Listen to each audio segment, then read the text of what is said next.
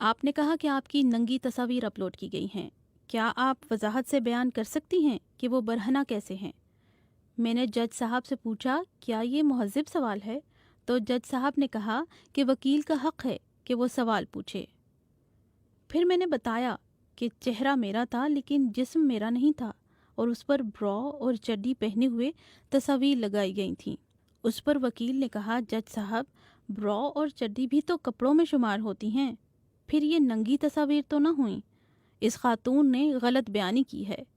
اور پھر چیمبر میں موجود مرد حضرات مسکرانے لگے۔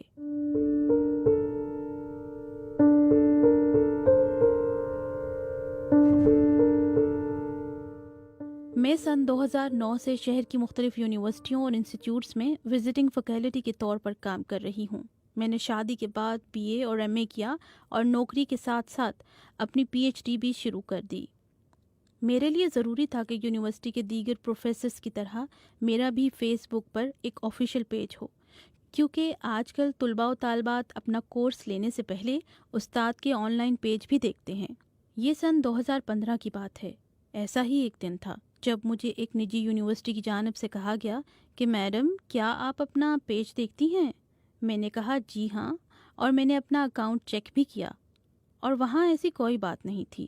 لیکن پھر یونیورسٹی نے مجھے نیا کورس آفر نہیں کیا، جس کی وجہ مجھے سمجھ نہیں آئی۔ پھر ایک اور انسٹیٹیوٹ کی جانب سے مجھے بتایا گیا کہ بہت کم طلباء نے اس بار میرے کورس میں شمولیت اختیار کی ہے، اور ساتھ ہی انہوں نے بھی مجھے مشورہ دیا کہ میں اپنا فیس بک پیج دیکھ لوں۔ ایک بار پھر میں نے اپنا پیج کھولا اور دیکھا، بظاہر سب نارمل تھا، لیکن مجھے اپنے انسٹیٹیوٹ کے فنکشن کے لیے بنائے گئے پیج پر ایک لنک دکھائی دیا جہاں ایک نازیبا ٹائٹل کے ساتھ میرا نام لکھا تھا، اور جب میں نے کلک کیا تو اس میں فحش تصاویر اور نازیبا کمنٹس تھے۔ پھر اس ادارے نے مجھے مزید نوکری پر رکھنے سے معذرت کر لی۔ پھر فروری 2016 میں ایک اور نجی یونیورسٹی کے آئی ٹی ڈپارٹمنٹ اور دیگر سینئر فیکلٹی ممبران سے میری ایک ملاقات ہوئی۔ مجھے بند کمرے میں بلایا گیا اور کہا گیا کہ یونیورسٹی کے آفیشیل پیج پر موجود میرے فیس بک پیج کے لنک کھولنے پر نازیبا تصاویر اور کمنٹس نظر آتے ہیں۔ اس کی کیا وجہ ہے؟ یہ سب کیا ہو رہا ہے؟ وہ بھی ایک یونیورسٹی فنکشن کی تصاویر تھیں، لیکن وہاں میری تصاویر کو کراپ کر کے نیم برہنہ تصاویر پر لگایا گیا تھا اور ان کے نیچے گندی زبان استعمال کی گئی تھی۔ وہ لنک میرے نام سے بنایا گیا ایک فیک فیس بک پیج تھا جو میری یونیورسٹی کے آفیشیل پیج پر شیئر کیا جا رہا تھا۔ میں 3-4 راتیں سوئی ہی نہیں۔ میں فیصلہ نہیں کر پا رہی تھی کہ شوہر کو کیسے بتاؤں۔ اس روز آئی ٹی کے ڈائریکٹر نے مجھے وہ تصویریں دکھائیں اور کہا، میں اتنی گندگی نہیں دیکھ سکتا، آپ ہی بتائیں، آپ ہماری جگہ ہوتی تو کیا کرتی؟ مجھے نہیں معلوم تھا کہ اس سب کے پیچھے کون ہے۔ میں نے ان سے کہا، آپ یونیورسٹی کی عزت بچائیں، میں چلی جاتی ہوں، میرا ریزائن لے لیں۔ وائس چانسلر نے کہا، ہمارا ہرگز یہ مطلب نہیں، ہم نہیں چاہتے ہیں کہ آپ نوکری چھوڑیں، ہم صرف یہ کہہ رہے ہیں کہ سوچیں یہ کون ہے، اگر کوئی یہاں ہے تو ہم اس کو ابھی پکڑیں۔ لیکن میری کبھی کسی سے نہ لڑائی تھی نہ رنجش۔ میں 4 بچوں کی ماں ہوں، میں وزٹنگ ٹیچر ہوں، میری وہاں سب سے دوستی تھی۔ اس روز یونیورسٹی انتظامیہ نے مجھے بتایا کہ آن لائن جرائم کو رپورٹ کیسے کیا جاتا ہے، اور انہوں نے مجھے کہا کہ میں اس کے اسکرین شاٹ لے کر سائبر کرائم والوں کے پاس جاؤں۔ میری یونیورسٹی انتظامیہ پہلے اپنے طور پر بھی اس پیج کو ایک مرتبہ رپورٹ کر کے بند کروا چکی تھی، لیکن پھر ایک نیا صفحہ بنا دیا جاتا۔ میں سوچ رہی تھی کہ شاید کسی اسٹوڈنٹ نے ایسا کیا ہوگا، شاید کبھی میں نے کسی کو نمبر کم دیے ہوں۔ پھر میں نے شوہر کو سب تفصیلاً بتا دیا۔ وہ لڑے جھگڑے نہیں، بس یہ کہا کہ جو یونیورسٹی نے بتایا ہے چلو وہی کریں، صبح چل کر درخواست دیں۔ میں نے فروری 2016 میں ایف آئی اے کے دفتر میں درخواست دی اور پھر مئی اور اگست میں مزید درخواستیں دی، کیونکہ اگر ایک فیک پیج کو میری یونیورسٹی اور اسٹوڈنٹس رپورٹ کرتے تھے تو وہ بلاک ہونے کے بعد پھر سے دوسرا فیک پیج بن جاتا تھا۔ اب تک 4 بار ایسا ہو چکا تھا۔ ایک دن کلاس لیتے ہوئے میں نے پیچھے مڑ کر دیکھا تو 3 اسٹوڈنٹس موبائل دیکھنے میں مشغول تھے۔ چونکہ کلاس میں موبائل کی اجازت نہیں ہے تو میں نے ان سے موبائل لینے کی کوشش کی تو اسٹوڈنٹ نے موبائل پکڑانے کے بجائے کلاس روم سے دوڑ لگا دی۔ جاتے جاتے کہنے لگا، میڈم، کیا 24 برس کی عمر میں آپ اتنی ہی حسین تھیں؟ وہ میری ایک کراپ شدہ نازیبا تصویر دیکھ رہے تھے۔ میں نے پھر سے IT میں جا کر پوچھا تو پتہ چلا ایک اور فیک فیس بک پیج بنا ہوا ہے۔ اس صورتحال میں کلاس لینے کی پوزیشن میں نہیں تھی۔ میرے لیے وہ دن بہت تکلیف دہ تھے۔ گھر بیٹھنا ممکن نہ تھا، لیکن میرے اسٹوڈنٹس میرے بارے میں کیا سوچ رہے تھے، یہ سب میرے لیے اذیت ناک تھا۔ IG والوں نے کہا اس ملک میں بغیر سورس کے آپ کی کمپلین پر کیا عمل ہوگا، اور انہوں نے یونیورسٹی کے رجسٹرار آفس کو شکایت بھیج دی۔ مجھے پھر سے کال آئی کہ یونیورسٹی آ جائیں۔ کہا گیا کہ میڈم یہ یونیورسٹی کی ریپوٹیشن کا معاملہ ہے، یہ معاملہ آخر حل کب ہوگا؟ اب ایک بار پھر میں FIA کے دفتر میں کھڑی تھی، لیکن اس بار میں نے وہاں کی انتظامیہ سے کہا کہ ابھی اور اسی وقت ان لنکس کو کھولیں اور میری درخواست پر کچھ کریں۔ وہاں موجود ایک اہلکار نے جب وہ مواد دیکھا تو مجھے تجویز دی کہ اس پیج کو ابھی چلنے دیں، یہ چلتا رہے گا تو ہم بندے تک پہنچ سکیں گے۔ اکتوبر 2016 کی ایک شام مجھے یونیورسٹی میں FIA سے کال آئی اور پوچھا گیا کہ کیا آپ کسی فیصل کامرانی کو جانتی ہیں؟ میں نے کہا میں نہیں جانتی۔ انہوں نے بتایا کہ آپ کی کمپلین پر ہم اسے گرفتار کر چکے ہیں۔ یہ شخص کہتا ہے کہ میں ایک نجی کمپنی میں کام کرتا ہوں۔ میرا بھائی فرحان کامرانی ہے جو کراچی یونیورسٹی میں پڑھاتا ہے۔ میں اس خاتون کو نہیں جانتا، آپ فرحان سے پوچھئے۔ یوں پروفیسر فرحان پکڑے گئے۔ انہوں نے مانا کہ یہ فیک پیجز انہوں نے ہی بنائے ہیں۔ کیوں بنائے ہیں یہ میں نہیں جانتی، کیونکہ نہ میرا ان کے ڈپارٹمنٹ سے کوئی رابطہ تھا، نہ میرا کبھی ان سے رابطہ ہوا، اور نہ ہی میں انہیں جانتی تھی۔ اس کے بعد میرے لیے ایک نیا امتحان شروع ہو گیا تھا۔ فرحان کامرانی کی گرفتاری کے بعد سے میرا فون بار بار بجنے لگا۔ یہ کالز کراچی یونیورسٹی کے پروفیسرز کی تھیں، جن کا مطالبہ تھا کہ میں فرحان کو FIA سے چھڑواؤں۔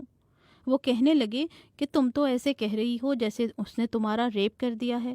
15 منٹ تک مجھے ایسی ہی کالز آتی رہیں کہ انہیں نکلواؤ ورنہ FIR کٹ جائے گی۔ اسی دوران مجھے FIA کے ہی لینڈ لائن نمبر سے ایک کال موصول ہوئی، جس میں ایک شخص نے کہا میں فیصل کامرانی بول رہا ہوں، اللہ کے واسطے ان سے کہیں میرے بھائی کو چھوڑ دیں۔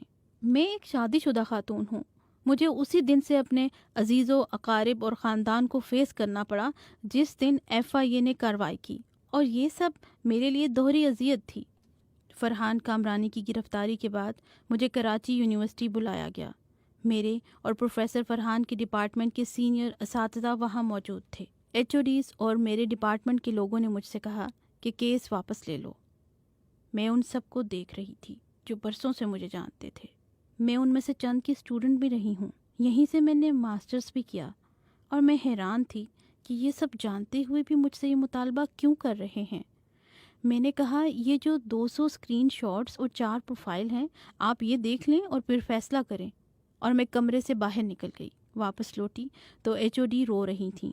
وہ میرے قریب آئیں اور کہا اگر یہ میری بیٹی کے ساتھ ہوتا تو میں اس شخص کو کبھی معاف نہیں کرتی، اور میں اس معاملے میں پیچھے ہٹ رہی ہوں۔ انہوں نے کہا میں باہر جا رہی ہوں، اور جو آپ سب نے میڈم سے کہنا ہے کہہ سکتے ہیں۔ دیگر حضرات سر جھکائے چپ بیٹھے تھے، لیکن پھر ایک نے بولا روزی دونوں کی ادھر ہی لگی ہوئی ہے، معاملے کو رفع دفع کر دو۔ یہ صورتحال میرے لیے مشکل تھی، ہر جانب سے میرے لیے مشکلات تھیں۔ عدالت، یونیورسٹی، معاشرہ، ماحول ایسے بنا ہوا تھا جیسے میں مجرم ہوں۔ یونیورسٹی والوں کا مطالبہ اپنی جگہ تھا، لیکن حقیقت تو یہ تھی کہ FIA کے جس سیکشن میں کمپلین کی گئی تھی اس کے تحت یہ ریاست کا ملزم تھا، کیونکہ میری درخواست تو نامعلوم شخص کے نام درج کروائی گئی تھی۔ عدالت کے سامنے فرحان کامرانی نے جرم تسلیم کرنے سے انکار کر دیا، تاہم FIA کے پروسیکیوٹر نے اپنے دلائل میں کہا کہ شواہد موجود ہیں اور ملزم نے فیک ID بنانے کا جرم تسلیم کیا ہے۔ اپنی گرفتاری کے وقت فرحان کامرانی نے FIA کو اپنے استعمال میں موجود تمام الیکٹرانک آلات بھی فراہم کیے تھے۔ فرحان کی پہلی ضمانت تو نامنظور ہوئی، لیکن فرحان کامرانی نے ضمانت کروانے کے لیے ایک اور درخواست دی، اور اس بار عدالت میں مجھ پر یہ الزام لگایا کہ یہ مجھ سے شادی کرنا چاہتی تھی اور میرے پیچھے پڑی ہوئی تھی۔ اس الزام نے میری ذلت میں مزید اضافہ کیا، مگر میرا عزم مزید پختہ بھی کر دیا کہ اب جو بھی ہو جائے میں اس کیس کو لڑوں گی۔ اس وقت تذلیل کے احساس سے میری کیا حالت تھی میں آپ کو نہیں بتا سکتی۔ واپسی پر سارے راستے میں اپنے شوہر کو بار بار صرف یہی بول رہی تھی کہ میں نے کچھ نہیں کیا، یہ شخص جھوٹ بول رہا ہے۔ کیس کی سماعت میں جب عدالت جاتے تھے تو سارا دن گزرنے کے بعد کہا جاتا تھا اگلی پیشی پر آئیں۔ کبھی FIA کا بندہ نہیں آتا تھا، کبھی اس وجہ سے سماعت نہیں ہوتی تھی کہ آج IO نے وردی ہی نہیں پہنی۔ 3 سال تک یہی کچھ چلتا رہا۔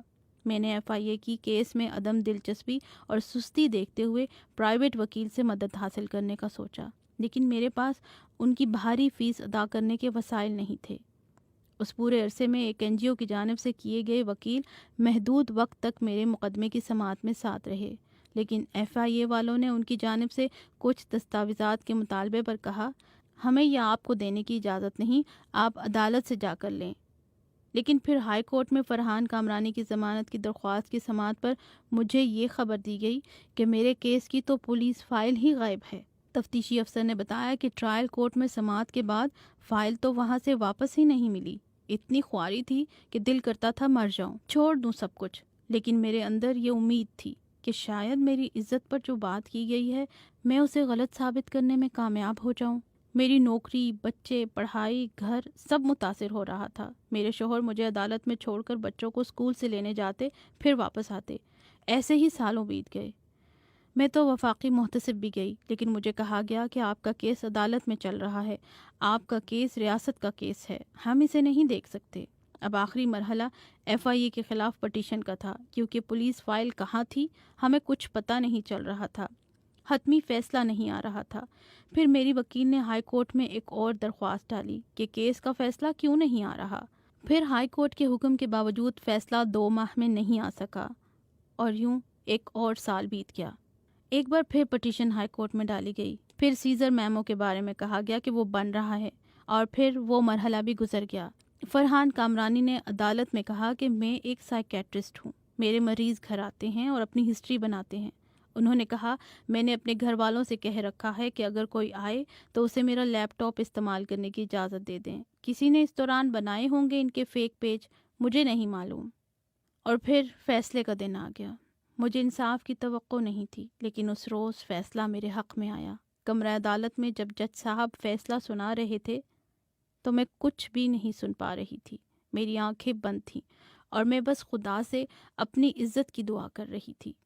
فیصلہ آیا تو وہاں کے عملے میں موجود کچھ لوگوں نے آ کر میرے سر پر ہاتھ رکھا اور کہا کہ جب سے نوکری کر رہے ہیں ہمیں پہلی مرتبہ لگا ہے کہ اوپر خدا ہے، ہمیں امید نہیں تھی کہ تم کیس جیت جاؤ گی۔ جج بدلے، وکیل بدلے، لیکن رویے نہیں بدلے۔ میرا فون اب بھی بار بار بجتا ہے۔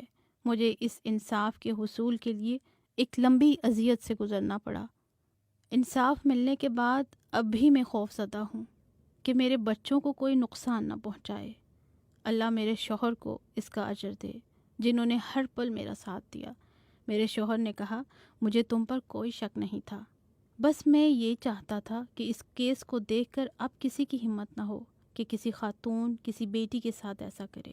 میں اس لیے تمہارے ساتھ کھڑا ہوا ہوں کیونکہ ہماری اپنی 3 بیٹیاں ہیں، جتنی تمہاری فیمیل اسٹوڈنٹس ہیں اور خواتین ہیں، مائیں ہیں، بہنیں ہیں جو نہیں کھڑی ہو سکیں، اپنے لیے آواز نہیں اٹھا سکیں، میں ان سب کے لیے بھی کھڑا ہوا ہوں۔